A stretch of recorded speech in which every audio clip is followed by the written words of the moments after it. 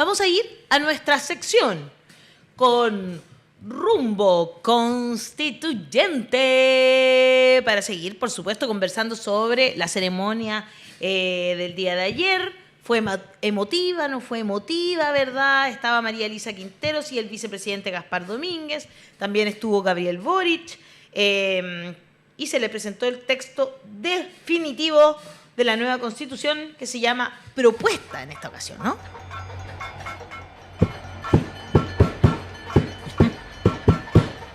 Muy bien, ¿y con quién vamos a conversar hoy en nuestro rumbo constituyente? Bueno, con Vicente Bustos, ex asesor de la Convención Constitucional, y Natalia Sánchez, gobernadora subrogante por la región de O'Higgins. Bienvenido, bienvenida. Muchas gracias por conectarse esta mañana a ambos. Hola, muchas gracias por la invitación. Hola, hola. Buenos días, muchas gracias. Hola, buenos días. Bueno, ayer entonces en esta emotiva ceremonia tenemos por fin esta propuesta de la Constitución Política de la República de Chile, ¿verdad? De la que queremos conversar hoy con ambos. Primero quiero partir por preguntarle tanto a Natalia como a Vicente, ¿qué les pareció esta ceremonia? Parto contigo, Natalia. Bueno, primero que todo decirles que feliz de compartir este espacio, chiquillos, de conversación, de diálogo, y además con un periodismo independiente que la verdad es que aplaudo desde acá, desde O'Higgins. Bueno, respecto a la pregunta, yo creo que la ceremonia de ayer, al menos para nosotros, fue algo emotivo. Yo creo que fue el fin de un proceso que me vinculó mucho con el momento en que partió la convención. En el momento que partió la convención había muchas dudas de todo, cómo iba a ser, cómo se iba a presentar, cómo iba a ser la puesta en escena, cuáles eran las condiciones que iba a otorgar el gobierno de turno en ese entonces, ¿cierto?, para que partiera este importante proceso. Y me llevó mucho a eso, me llevó a recordar ese momento, probablemente con una apuesta mediática que no se había tenido durante todo el proceso que duró la convención. Y creo que ayer me gustó ver este término que permitió apoderarse de las pantallas y entrar a todas las casas del país, en donde al menos por un día, porque duró mientras tuvo la cobertura, ¿cierto?, el antes y el después, permitir también a mucha gente comprender lo importante del momento histórico que estamos viviendo como país y el rol que juega este proceso constituyente, que no hay que olvidar cómo se gestó, no hay que olvidar lo que significa y no hay que perderle valor, ¿cierto?, a esta propuesta ya terminada y acabada que ayer se entregó y que el presidente junto a su ministro promulgó ya de una vez. Vicente, ¿cuáles son los puntos que tú destacarías de ayer? ¿Estuviste como asesor en la Convención Constitucional de alguien en particular o dentro de la Convención misma, digamos? Sí, bueno, primero que todo, buenos días al panel. Estoy escuchando atentamente, así que veo que más adelante tengo un desafío ahí cuando hablemos de tema político. Bueno, yo tuve la oportunidad de participar durante todo este año. Ayer también me tocó estar dentro de la actividad de la instancia y la ceremonia. Habían distintos lugares, distintas salas habilitadas. Entonces, en la Cámara de Diputados, en el hemiciclo, donde se realizaban las votaciones, cuando uno veía las noticias, se aprobaban los artículos, en ese lugar estuvimos como asesores y estuvimos siguiendo a través de las pantallas la transmisión de la ceremonia. Y bueno, yo creo que una de las cosas más emocionantes fue pensar en todo lo que ha sido este año y cómo ha pasado tan rápido y a la vez ha sido tan intenso. Yo creo que hay un valor en toda la actividad de ayer, en todo el acto. Destacaría por un lado la sobriedad de la ceremonia, pero también una actividad marcada por hartos simbolismos. Creo que eso también es una cuestión súper interesante. Cuando uno piensa también tal vez en cómo parte esto y cómo llegamos hasta hoy día, y marcado por los simbolismos, pensando por un lado, por ejemplo, en la reflexión que planteaba el ahora ex vicepresidente respecto de la patria, la importancia de ir más allá en esa reflexión de lo que significa, y por otro lado también, una cuestión que también me llamó harto la atención, bueno, el día de ayer se interpretó el himno 2 veces, pero quienes fueron o quienes ayudaron con la base eran dos generaciones súper distintas. Al principio una orquesta juvenil y después Trujillo nos acompañaban también al final con el piano. Entonces creo que también hay harto simbolismo y harto que destacar de ayer que rescatar, sobre todo de cara a lo que viene en estas semanas. Los ritos republicanos tienen cierta solemnidad, que es la palabra que ocupaste. Ahora me puso a pensar porque si la ceremonia de entrada fue menos solemne y si eso demuestra la maduración del proceso de la convención. El Mercurio tituló eso del solemne proceso, que al final cuando empezó, al comienzo del proceso había como mucha gente gritando afuera, habían problemas con los carabineros, habían peleas, había como una especie de desorden. Y esto fue mucho más como en el espíritu republicano. No sé si al final deschasconearon a la convención o el proceso de conocerse más y poder como hacer una cosa más ordenada. No sé cómo fue la sensación de ustedes. Vicente, ¿quieres partir tú? Sí, yo tengo un comentario sobre eso. Yo creo que hay algo de eso, pero creo que hay una reflexión más profunda sobre ese punto, y es que la ceremonia del 4 de julio del año pasado y la de este año también vienen con objetivos o circunstancias bien distintas. El 4 de julio del 2021 abríamos el proceso del órgano más representativo en la historia de Chile de la diversidad del país. Y era importante que esa diversidad se manifieste, que se dé espacio a esos distintos lugares, a esos distintos puntos de partida de los representantes populares dentro de la convención. Y hay una particularidad en lo que pasa ayer, y es que ahora damos el paso a una etapa donde el protagonista es el texto, la propuesta de la nueva constitución. Y ahí es donde todas y todos, en calidad de exconvencionales, de asesores, pero también la ciudadanía estamos todos llamados a leer este texto, a informarse y debatir sobre él. Entonces, creo que también hay dos objetivos distintos y dos oportunidades distintas con sus propios contextos históricos y políticos. Muy interesante. ¿Quieres agregar algo, Natalia? Perdón, sí, dale. Yo creo que a lo que dice Vicente, le agregaría que, en definitiva, cuando esto partió hace un año atrás, había un contexto de mayor incertidumbre de cómo se iba a dar. Y en definitiva, este cierre también viene a romper muchos mitos, ¿no? Porque tenemos un documento ya definitivo que nos permite tener la certeza de cuál es la propuesta de nueva constitución, con todo su articulado completo, ¿cierto? Con todos sus capítulos. Y de alguna manera yo creo que también esta ceremonia, por cierto que no da lo mismo, yo lo quiero decir en el contexto del gobierno turno que se da. O sea, partimos también con un gobierno de derecha que no quería nada con un proceso constituyente, en donde tuvimos que entender esta cosa extraña de que la misma derecha quiso después tener muchas candidaturas constituyentes para también intervenir y tener algo que decir y estar representado en lo que venía. Y finalmente terminamos un proceso, ¿cierto?, con un gobierno también que vino a marcar historia y está lleno de simbolismo y a romper una serie de cosas también, como lo señalaba Vicente, con el presidente más joven de la historia republicana, con el primer gobierno de Chile que también se declara feminista, y por lo tanto creo que también es un contexto distinto el cómo se cierra. Por eso yo creo que también nos generó también esta sensación de que se pararon un poco los pelos de ver como espectadora, ¿cierto?, el cómo se cerraba este proceso, porque creo que también eso lo hace distinto. ¿Rodrigo?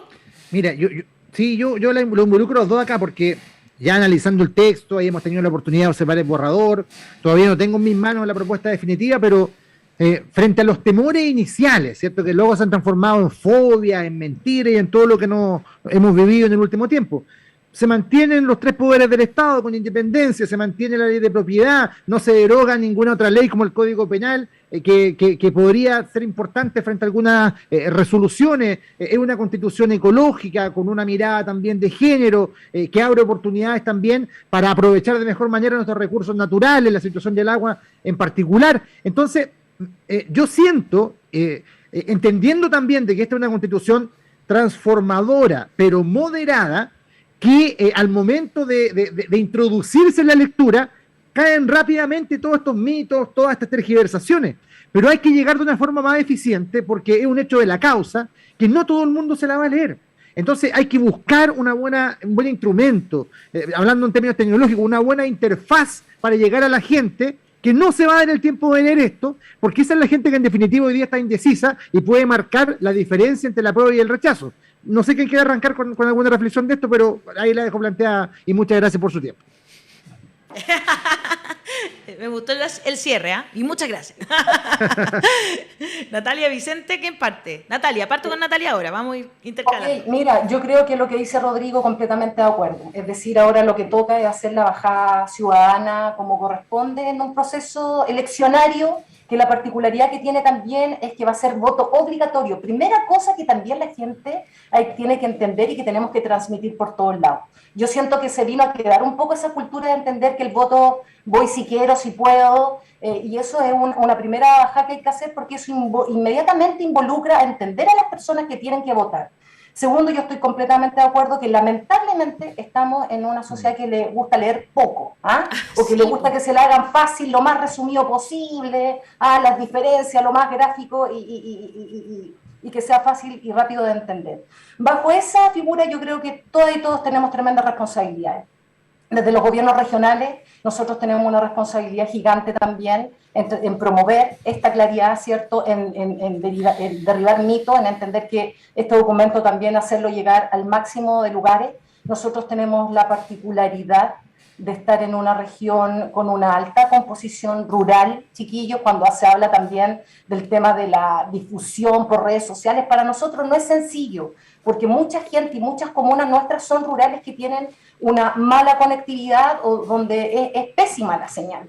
Y por lo tanto tenemos que ser súper creativos para ver cómo llegamos al máximo de lugares, al máximo de personas y también difundir de manera, yo creo que aquí también objetiva, pero todos antes que cualquier cargo que tengamos somos ciudadanas y ciudadanos y tenemos derechos a pensar y a manifestar nuestra opinión. Y creo que el tema de la Constitución va a ser una elección distinta porque no tiene que ver con las personas, no estamos votando por A o por B para que nos digan, oh, usted anda haciendo campaña de esto, otro. Estamos discutiendo de las directrices que queremos que rijan a nuestro país durante los años que vienen. Por cierto que una Constitución en un contexto que viene a generar las bases de las grandes transformaciones, pero también entendemos este contexto moderado, porque como cualquier cosa y cualquier cambio trascendental, esto involucra procesos, y los cambios no son de la noche a la mañana. Aquí también hay mucho tema cultural de por medio. Yo creo que lo que está sucediendo en las aulas a nivel de los pequeñitos hasta los profesionales también tiene que ver con el momento que estamos viviendo y hay que introducirlo para que la discusión ahí también se dé. Así que asumir la responsabilidad todas y todos los que tenemos para poder difundir de la mejor manera el texto que ya está y que lo hagamos llegar de la manera más didáctica posible. ¿Quieres agregar algo, Vicente, sobre eso o nos vamos al sistema político, que tú eres experto en eso también? No, mira, una pequeña reflexión muy breve. Yo creo que, bueno, es un desafío al que estamos todos y todos llamados, sobre todo pensando que, bueno, acá la campaña por el rechazo empezó meses antes, o sea, cuando estábamos ahí construyendo los acuerdos, manteniendo estas conversaciones, ya había una contracampaña. Entonces, por cierto que ahora, hace un par de semanas, terminando el trabajo de la Comisión de Armonización, ya teníamos una noción más general de cómo iba a quedar el texto final. Bueno, yo creo que ya es oportunidad para decir con el texto sobre la mesa que esto es una constitución que mejora la vida de las personas con propuestas concretas, mantiene equilibrios y por el mismo sentido, bueno, ahora estamos llamados a hacer ese ejercicio de campaña, de llegar a todos los lugares, de llegar a la once, a la conversación, al almuerzo familiar, ese del fin de semana, en todos los lugares plantear esta conversación. Así que ahora es hora de hacer este cambio switch y ponernos todos a disposición de este proceso. Así es. Yo decía que Vicente estuvo ahí trabajando justamente en la Comisión de Sistema Político. Y tú decías también al comenzar, Vicente, que querías conversar sobre esto. Vamos a hacer una diferencia entre cómo cambia el sistema político de nuestro país con esta propuesta. Mira, yo creo que lo primero, como punto de partida, como siempre hay que recordar de dónde partimos. Y yo creo que una de las cosas que incluso hoy día, hasta el día de hoy, está en disputa, observando los dichos del senador Coloma en Tolerancia Cero el día domingo, el punto de partida de esto es que el estallido social y las movilizaciones sociales de las últimas décadas no solamente dan cuenta de un país que no tiene derechos sociales dignos para una vida digna, sino que también tiene un modelo político, un sistema político incapaz de procesar el malestar social, de que sea permeable a las demandas populares. Y en ese sentido, entendiendo que hubo distintas posiciones y que al final hubo un acuerdo en esto en la Comisión de Sistema Político, Bueno, se llega a un modelo que se denomina presidencialismo atenuado y bicameralismo simétrico. Entonces, primero tal vez como dejar los elementos sobre la mesa y después profundizando un poquito más si es que hay interés en eso, porque por un lado, cuando uno habla de presidencialismo atenuado, uno entiende que se mantiene la estructura del modelo presidencial, pero se atenúan sus atribuciones, y se atenúan principalmente en dos sentidos: hacia el poder legislativo, por ejemplo, en el control de la agenda legislativa, y por otro lado también hacia las regiones. Hay que entender esta transformación también en el contexto del Estado regional. Y en ese mismo sentido, atribuciones que están tradicionalmente radicadas en el Ejecutivo pasan hacia las regiones autónomas. Y por otro lado, pasamos a un bicameralismo asimétrico, que si bien mantiene la estructura de dos órganos legislativos, la Cámara de Diputados se pasa a llamar el Congreso de las Diputadas y Diputados, y por otro lado el Senado se transforma en lo que se llama la Cámara de las Regiones, con un cambio radical en su justificación y su funcionamiento. Y bueno, el carácter asimétrico se juega en que la incidencia legislativa de ambos órganos es distinta. El Congreso de las Diputadas y Diputados tiene el impulso legislativo, todo proyecto de ley empieza y termina en ese órgano, y por otro lado, la Cámara de las Regiones tiene un nivel de intensidad legislativa diferenciado. Pero ¿dónde está ahí tal vez como la mayor incidencia de la Cámara de las Regiones? Precisamente en aquellas leyes o materias de carácter regional, que se denominan en el texto las leyes de acuerdo regional. Y cierro solamente diciendo, como dejando los elementos sobre la mesa, que también esta Cámara de las Regiones, en el contexto del Estado regional, asume otras funciones. Por ejemplo, en revisar los estatutos regionales, las empresas públicas regionales. Entonces, en definitiva, aquí hay una reconfiguración en el contexto también de las transformaciones de la nueva Constitución. Eso como elementos generales, y tal vez podemos ir profundizando ahora. Muy bien, me parece muy interesante, y justamente quiero llevar a Natalia hacia el lado que tiene que ver con esta, que Chile va a ser, si es que se aprueba, ¿no es cierto?, esta propuesta, un Estado regional. No hay tantos ejemplos en el mundo en que se defina en la propia Constitución que se trata de Estados regionales. Sin embargo, Chile es uno solo, digamos, indivisible, de hecho lo dice también en la Constitución, ¿no? Así es, Alejandra. Yo creo que a buena hora la Constitución está recogiendo esta mirada que, junto con el entender a las regiones como autónomas, busca también el ejercer la descentralización, porque yo siento que la regionalización se viene conversando hace mucho tiempo, desde Así que se es. empiezan a conformar las regiones, ¿cierto? Que en algún minuto éramos 13, ahora vamos en 16, y se empiezan a crear las regiones. Pero la descentralización, creo yo, es lo que en definitiva nos permite hacer carne lo que buscan las regiones del punto de vista de la autonomía, del punto de vista también de hacer una mayor justicia territorial, porque en definitiva cuando existe la estructura suprapresidencial, ¿cierto?, de la cual hoy día estamos, lo que ocurre es que las regiones tienen poca capacidad hoy día resolutiva respecto a cualquier materia. Casi hoy día nula. los gobernadores regionales, que están a puertas de cumplir un año siendo la máxima autoridad política de las regiones, electa por votación popular, no tienen autonomía económica, por ejemplo, en decidir qué es lo que se hace con el presupuesto. Todo lo que tenemos como presupuesto regional es algo que siempre tenemos que, si queremos innovar en algo, tenemos que estar pidiendo autorización al gobierno central. O no tenemos injerencia tampoco en que el presupuesto sectorial de distintas carteras, como obras públicas, vivienda, desarrollo social, etcétera, podamos encauzar o reencauzar las ejecuciones en la región para darle esa pertinencia de acuerdo al diagnóstico que tenemos de las 33 comunas, en este caso, que componen a la región de O'Higgins. Entonces, cuando uno lee el capítulo 6, ¿cierto?, y ve todo lo que está escrito ahí, yo siento que nos permite, por ejemplo, tener una visión que efectivamente apunte a esa equidad territorial, que te impulsa también poder propiciar planes y programas regionales con esa pertinencia también de lo que es nuestra necesidad, con poder gestionar nuestros propios dolores, porque en definitiva, si no es así, lo que hacemos es replicar política, que aquí no es que uno diga que está todo malo lo que se hacía, sino que son políticas que tenemos la experiencia también y la evidencia de señalar que no son lo suficientemente pertinentes para atender nuestras realidades regionales. Y así como la realidad propia de O'Higgins, hay 15 otras regiones que tienen sus propias realidades, sus propias dinámicas, sus propias composiciones también en rangos etarios que también te hace priorizar de manera distinta. Por lo tanto, yo creo que apostar a un desarrollo sostenible también y que sea armónico con el medio ambiente son herramientas que se requieren a buena hora que sean parte de la nueva Constitución, porque hoy día no existen. Y yo siento que la pelea que están dando las y los gobernadores en el país es difícil, chiquillos, es difícil, porque en definitiva se hizo un ajuste con la ley corta, acuérdense, el año 21, pero fue insuficiente, porque se trata de traspasar una serie de competencias a los gobiernos regionales sin ningún tipo de presupuesto, sin ningún tipo de personal, muchas veces competencias que lo único que hacen es burocratizar procesos y no generar herramientas para incidir en la toma de decisiones que afectan directamente la calidad de vida de las personas. Por lo tanto, yo creo que no hay región que no esté de acuerdo con el capítulo 6.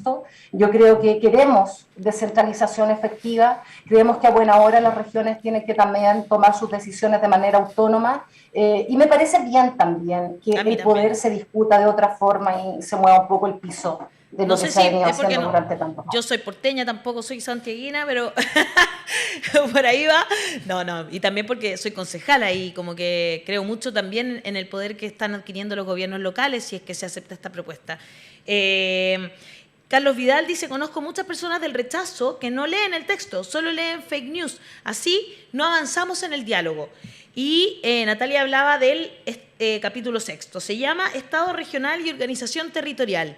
Les voy a leer solo el inicio. Dice, artículo 187. 1. El Estado se organiza territorialmente en entidades territoriales autónomas y territorios especiales. 2. Son entidades territoriales autónomas las comunas autónomas, regiones autónomas y autonomías territoriales indígenas. Están dotadas de autonomía política, administrativa y financiera para la realización de sus fines e intereses.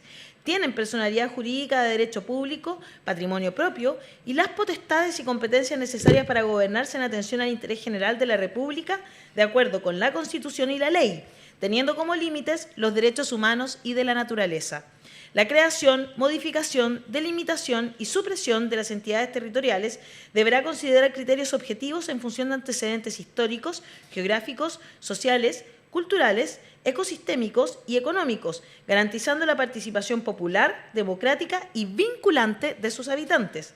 En ningún caso el ejercicio de la autonomía podrá atentar en contra del carácter único e indivisible, y esto por eso me importa leerlo, del Estado de Chile, ni permitirá la secesión territorial, que es una de las fake news que anda corriendo, digamos.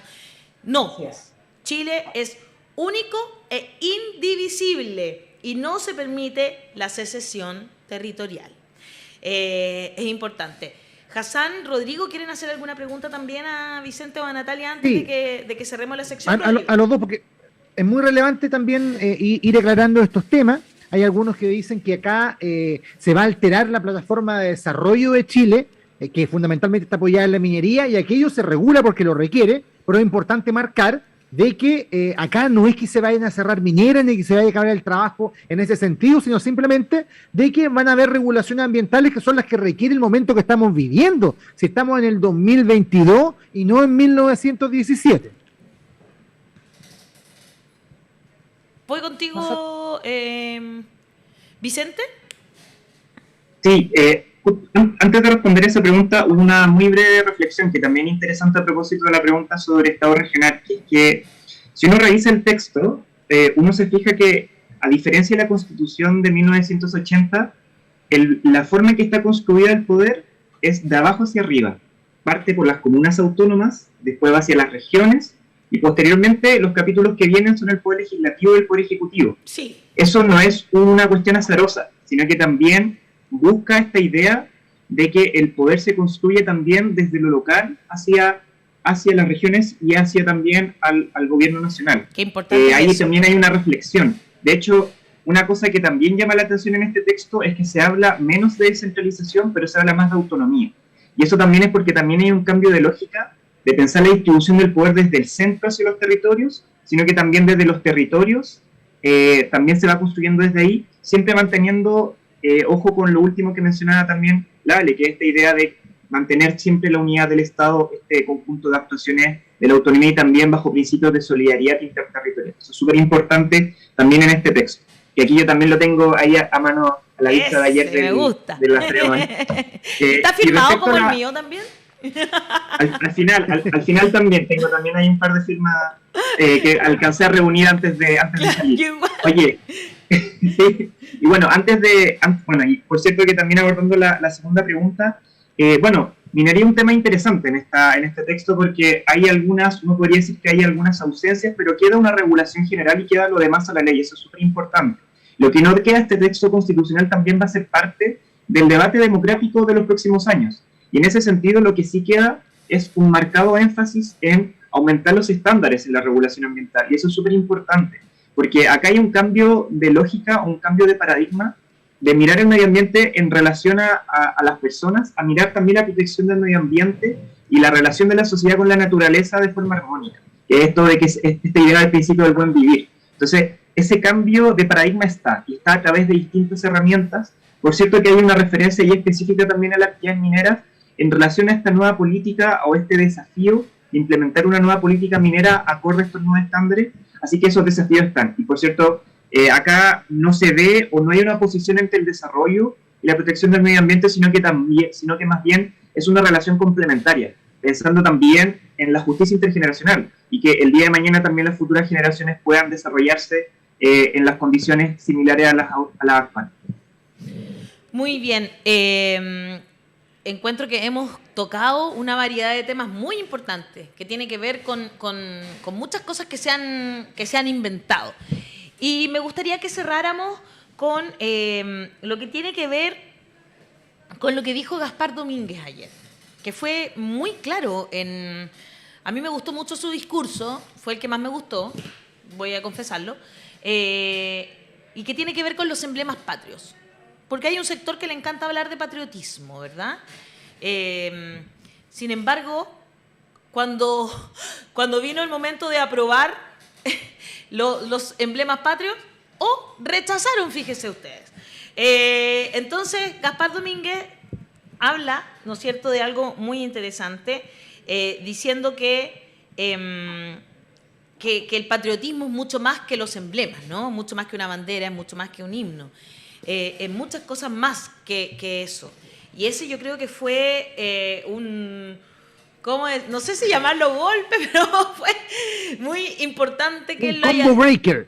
Eso, un combo breaker para partir la entrega de este texto tan hermoso. Y de hecho, estaba por aquí, quería leerlo, aquí está. Artículo 13.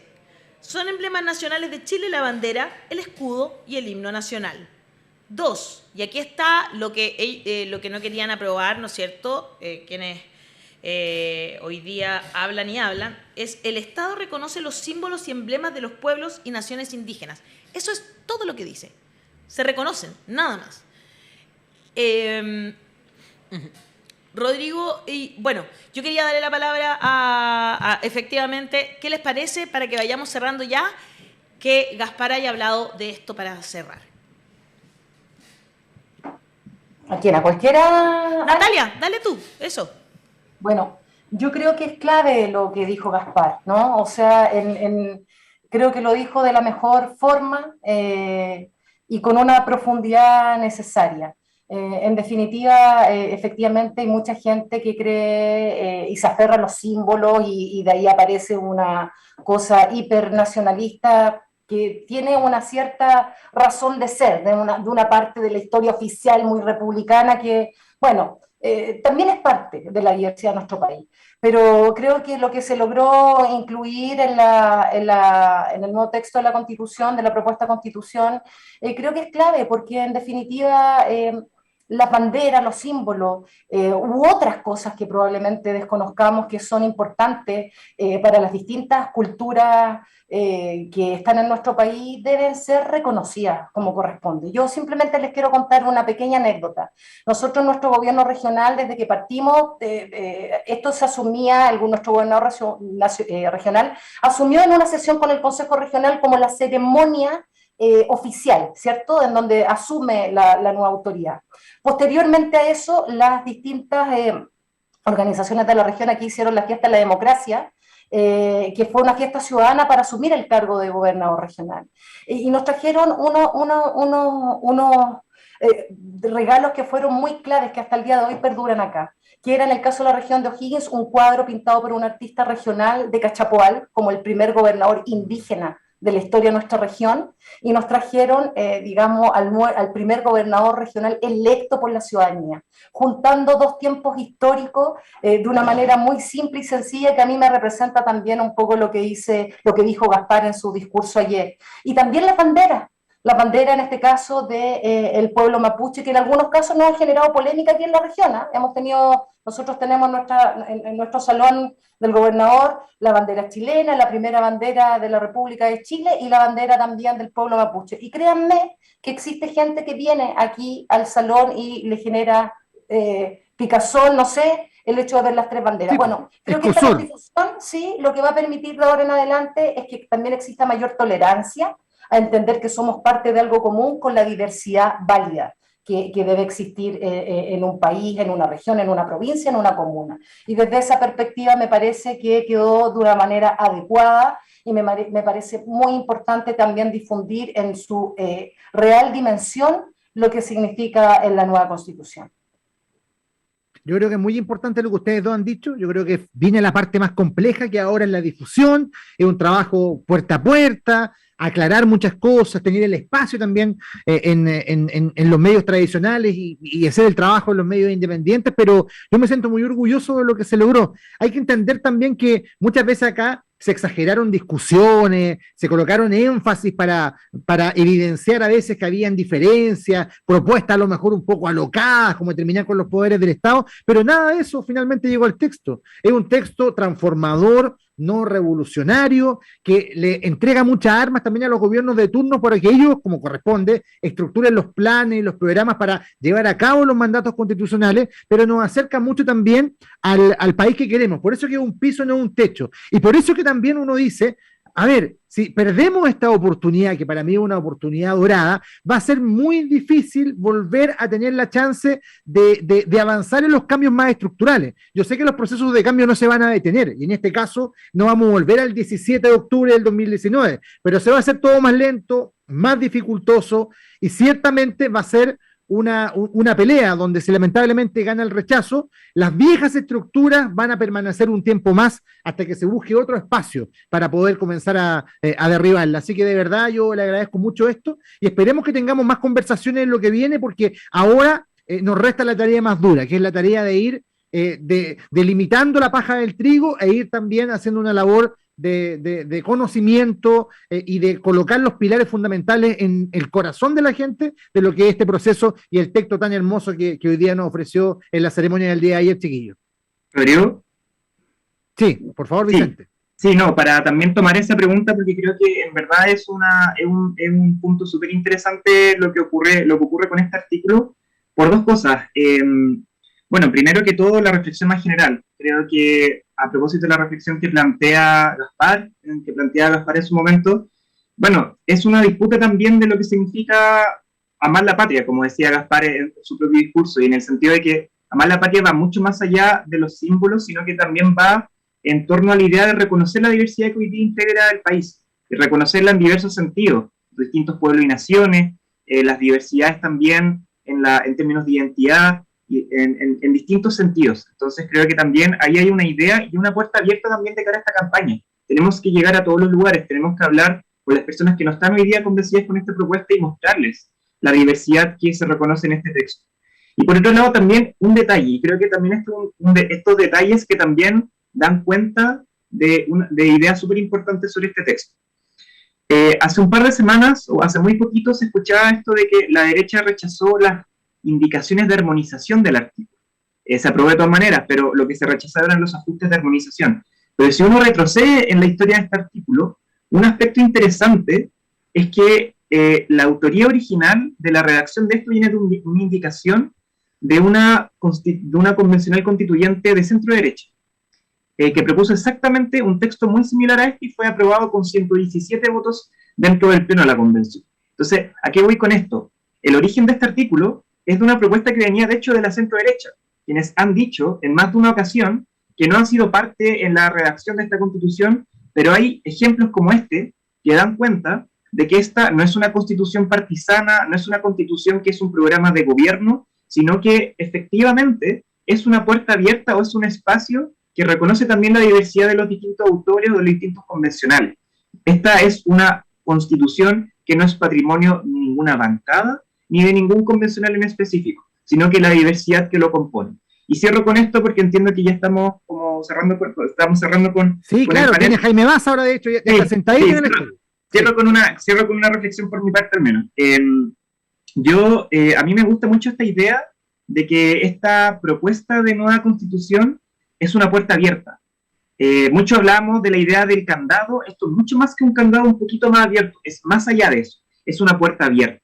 Y es una puerta abierta en distintos sentidos, porque se bajan los quórum de las leyes para que la política pueda resolver los problemas de la ciudadanía, se deja la puerta abierta a que las reformas constitucionales estén mucho más abiertas a esa posibilidad y que en el caso de que no haya suficientemente acuerdo, sea la ciudadanía la que defina el destino de esas reformas constitucionales.